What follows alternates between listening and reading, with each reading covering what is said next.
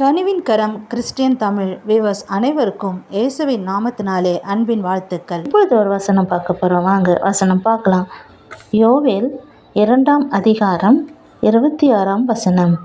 நீங்கள் சம்பூர்ணமாக சாப்பிட்டு திருப்தி அடைந்து உங்களை அதிசயமாய் நடத்தி வந்த உங்கள் தேவனாகிய கர்த்தருடைய நாமத்தை துதிப்பீர்கள். என் ஜனங்கள் ஒருபொழுதும் வெட்கப்பட்டு போவதில்லை. ஆமேன். பாருங்கள், இந்த வசனம் என்ன சொல்லுது பாருங்கள். நீங்கள் சம்பூரணமாய் சாப்பிட்டு திருப்தி அடைந்து உங்களை அதிசயமாய் நடத்தி வந்த உங்கள் தேவனுடைய நாமத்தை துதிப்பீர்கள். என் ஜனங்கள் ஒரு நாளும் வெட்கப்பட்டு போனதில்லை. ஆமீன்.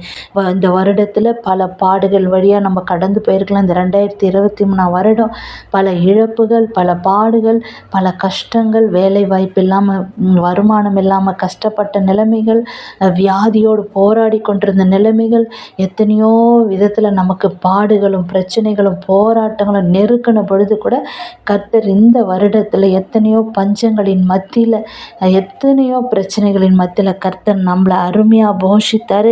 இந்த வருடம் முழுவதும் நம்மளை நடத்தினார். இந்த வருடம் நம்ம அவ்வளவுதான் அழிந்து போயிடுவோம், இனி நம்ம எழுந்து நிற்க நமக்கு பலன் இல்லைன்னு சொன்ன நேரத்துலலாம் கர்த்தர் நம்மோடு கூட இருந்து நம்மளை நடத்தினார். நம்ம சம்பூர்ணமாக ஒரு நாள் கூட ஆகாரம் குறைவில்லாமல் கர்த்தர் நம்மளை போஷித்தார். நம்ம சம்பூர்ணமாய் சாப்பிட்டு திருப்தி அடைந்து நம்மளை அதிசயமாக நடத்தி வந்த தேவனாகிய கர்த்தரை இந்த மாதம் இறுதியில் நம்ம என்ன பண்ண போகிறோம்? துதிக்க போகிறோம்.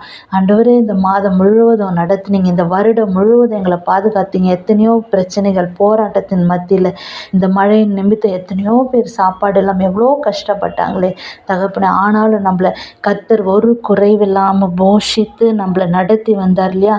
ஸோ இந்த மாதம் நம்ம அவருடைய நாமத்தை துதிக்க போகிறோம்.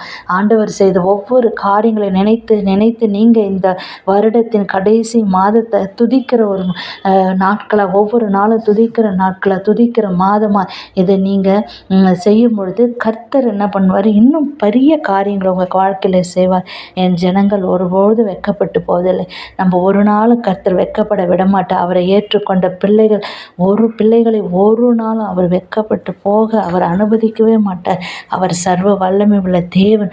ஆண்டவராகிய இயேசு கிறிஸ்துவை பற்றி கொண்டு இருக்கிற ஜனங்களை அவர் ஒரு நாளும் மற்ற என்பதாக தலை குனியவோ வெட்கப்படவோ விடவே மாட்டார். ஒருவேளை இந்த காரியத்தில் நம்ம வெட்கப்பட்டு போயிடுவோமோ, இல்லை திருமண காரியத்தை நான் வெட்கப்பட்டுருவனோ, இந்த பிரச்சனையில் முழுகி போயிடுவோன்னு நீங்கள் நினைக்கிறீங்க. ஆனால் அப்படி கிடையாது.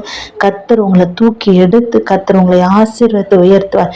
நீங்கள் அவருடைய ஜனங்களாக இருக்கீங்க. ஆக சத்துருக்கு உண்பதாகவும் மனிதர்களுக்கு உண்பதாகவும் நீங்கள் வெட்கப்பட்டு போக விடாத கர்த்தர் அவர்களுக்கு உண்பதாக உங்கள் தலைகளை உயர்த்தி கர்த்தர் உங்களை ஆசீர்வதித்து வழி நடத்தும். தொடர்ந்து சேனலை சப்போர்ட் பண்ணுங்கள், லைக் பண்ணுங்கள், சப்ஸ்கிரைப் பண்ணுங்கள், மறக்காமல் பெல் பட்டனை கிளிக் பண்ணுங்கள். தொடர்ந்து சேனலை பாருங்கள். God bless you.